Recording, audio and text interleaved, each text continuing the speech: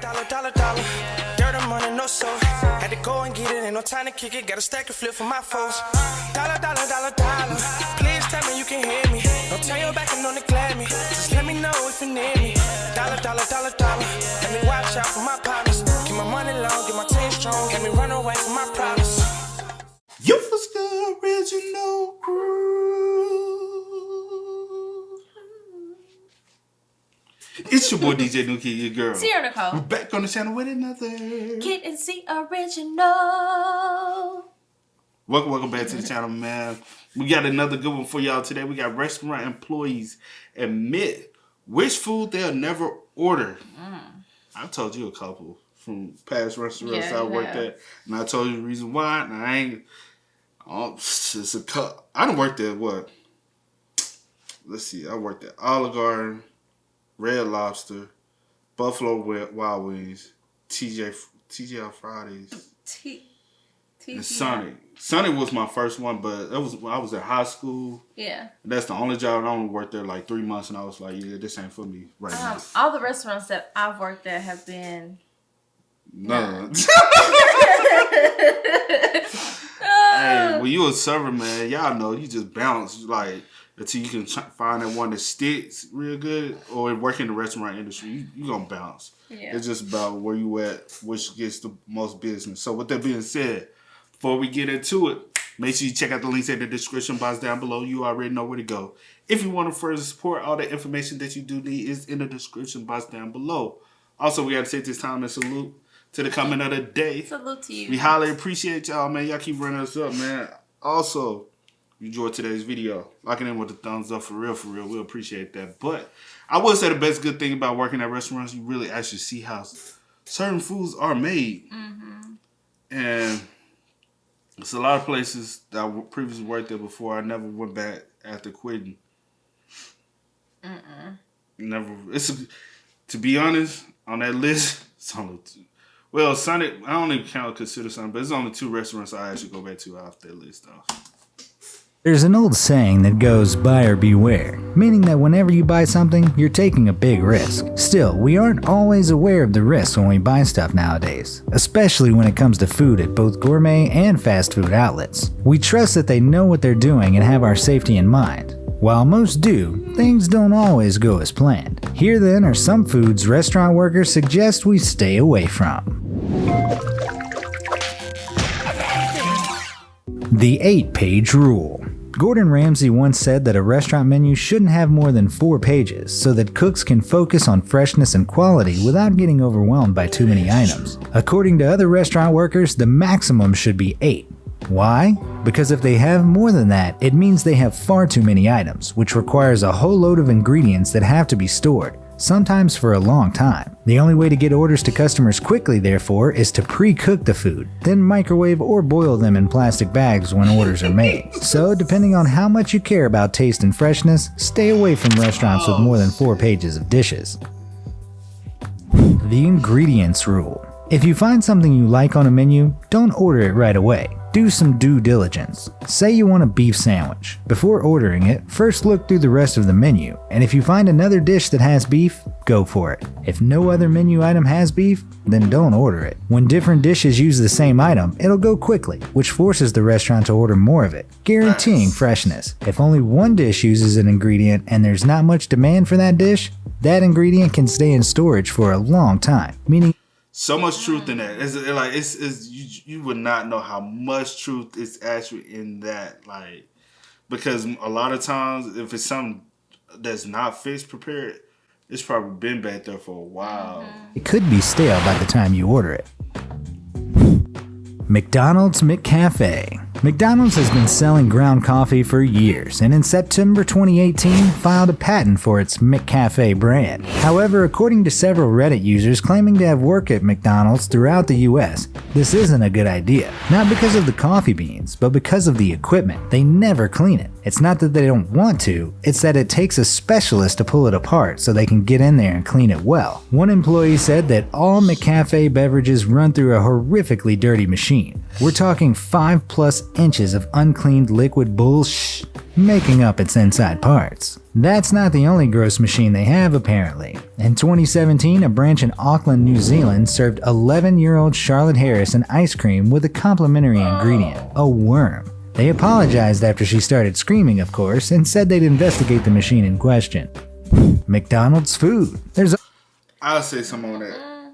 AKA another reason why I really don't drink tea at restaurants. You drink tea.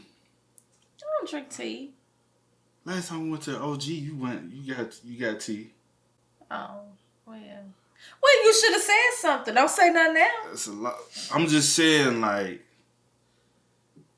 it's easier to clean them drink machines than it is clean them tea machine. You gotta really break them off down, and a couple times break them motherfuckers down. Good thing I ain't sick. I like bring the motherfucker.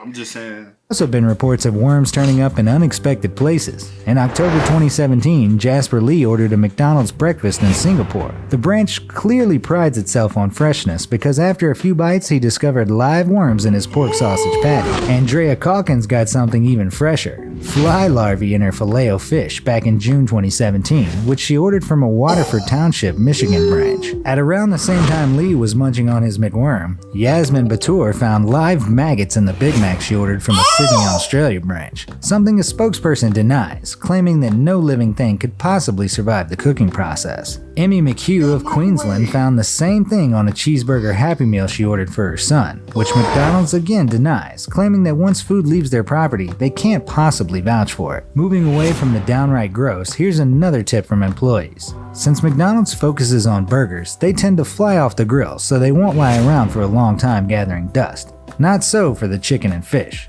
Apparently they cook a whole batch at the start of the day, and if no one orders them, they can stay there for a long time. Elsewhere, their McRibs look and taste delicious, but that's not how they arrive at franchises. They instead come in pre-frozen and look like concrete blocks.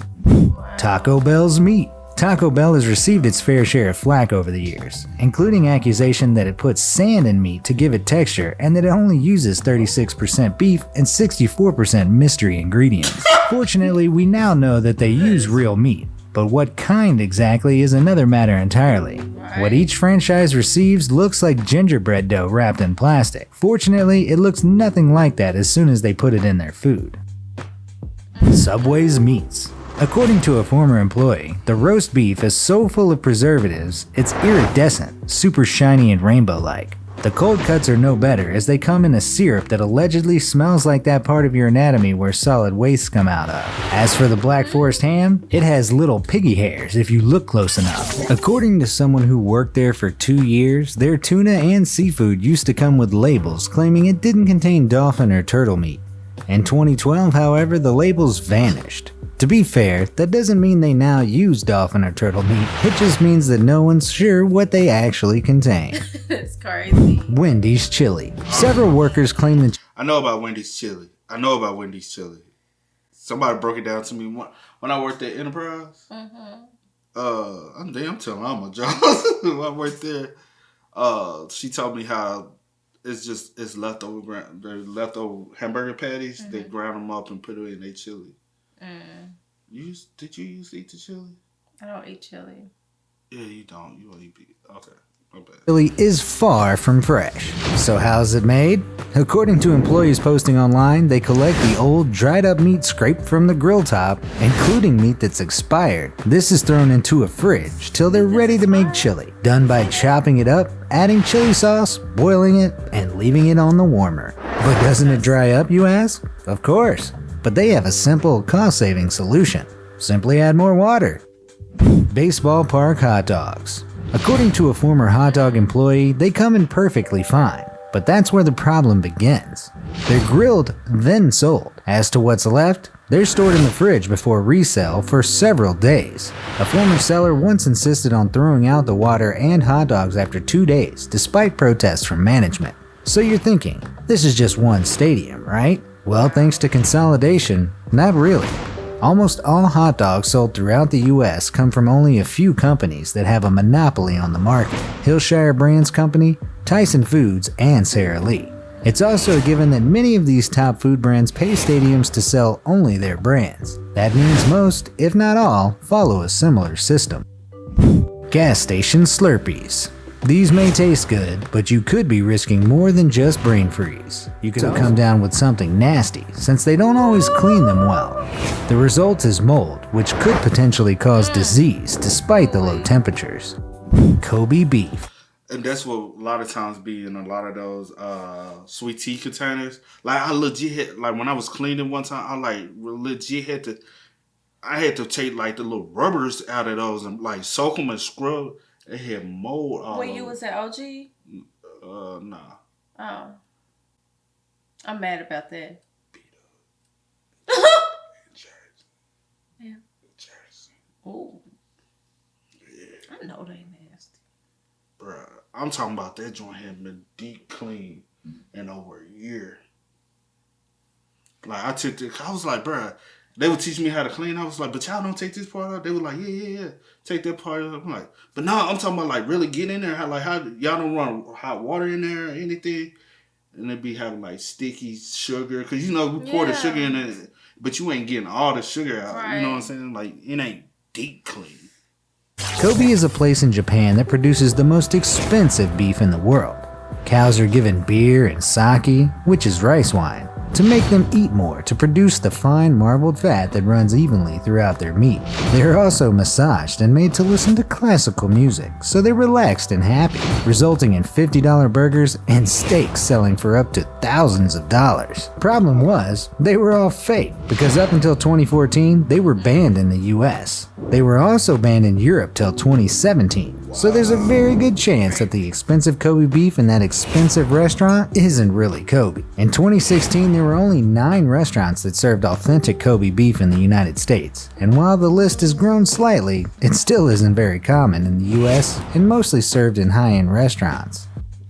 Specials. According to Alberto Morial, executive chef and owner of Farmer's Bottega, a high-end restaurant in San Diego, he'd never eat what special a restaurant offers. Why? Because more often than not, those specials are what the restaurant is trying to get rid of. Morial claims they're usually made up of ingredients that are about to expire, so they need to get rid of them quickly. As a result, they're offered cheaply and sometimes combined with other offers to make them more attractive to diners. Oysters. According to Chef Mark Nichols, owner of JC's Catering, a high-end business, oysters are a risky business because they contain a number of harmful bacteria like norovirus. He won't eat raw oysters from a restaurant if they're sourced from over 160 kilometers away to ensure freshness. If the restaurant is near a coast or has a good reputation for seafood, he'll consider it. If handled or stored improperly, these delicious delicacies can apparently kill you, so it's best you proceed with caution like he does. Complimentary bread and snacks. Although some restaurants serve their complimentary bread fresh straight from the oven, not all do. It all depends on when that bread comes out of the oven.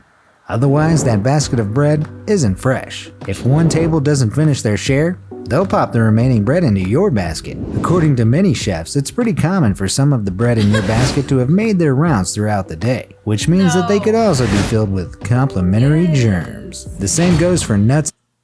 That is disgusting. I ain't gonna cap. No restaurant I worked at did that. Like that's nasty. Like Red Lobster don't do that. Them real cheddar bay biscuits coming. And most people eat all I ain't gonna cap. Take it with them.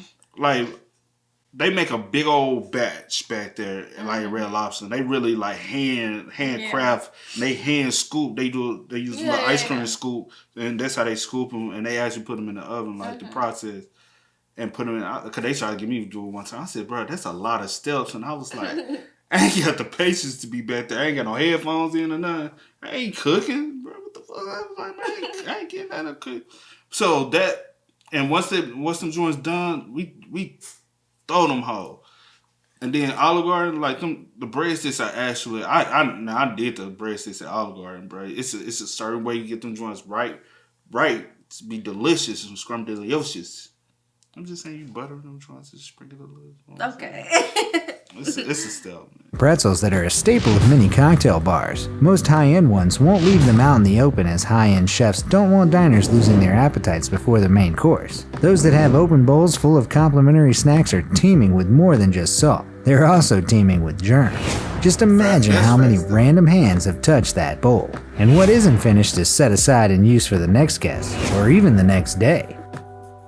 House salads. According to executive chef Kason Chong, house salads are to be avoided. Not only do most use ingredients that you can pick up far cheaper and make yourself, but they don't reflect a chef's real talents. In other words, why pay a premium when you go out to eat if you can eat far cheaper by staying at home? Chong recommends appetizers and sides that do reflect a chef's talent and ingenuity.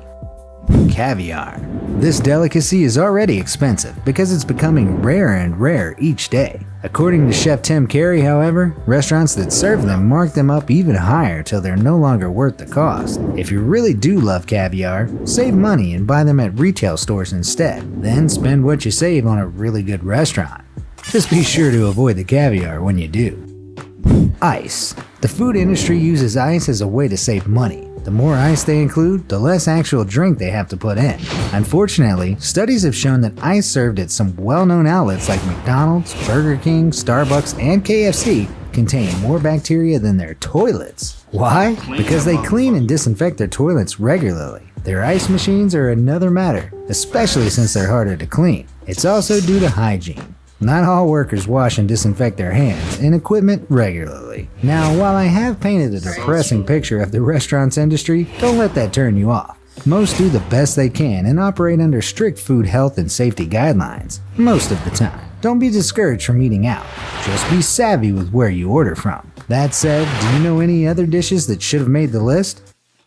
The ice machine thing. I knew about the ice machine. Because you have to melt all that ice, and then like once it go out, you got to really get in there, and it's like you really got to get in that bit and clean. If you ain't really getting in that bit and cleaning, them motherfuckers dirty. I've been some of the ones I worked at, I ain't never seen them clean ice the whole time I worked there. So that part is true. But hey, just eat at home. Make your own food. Y'all be careful out there, man. That's all I got to say. I can't even say that. Yeah, just be careful. So with that being said, let us know what else we should react to in the comment section down below. But as always, I do go by the name DJ Nikki. This is we are. Had to go and get it, ain't no time to kick it. Got a stack of flip for my folks. Dollar, dollar, dollar, dollar. Please tell me you can hear me. Don't turn your back and don't neglect me. Just let me know if you need me. Dollar, dollar, dollar, dollar. Let me watch out for my partners. Keep my money long, get my team strong. Let me run away from my problems.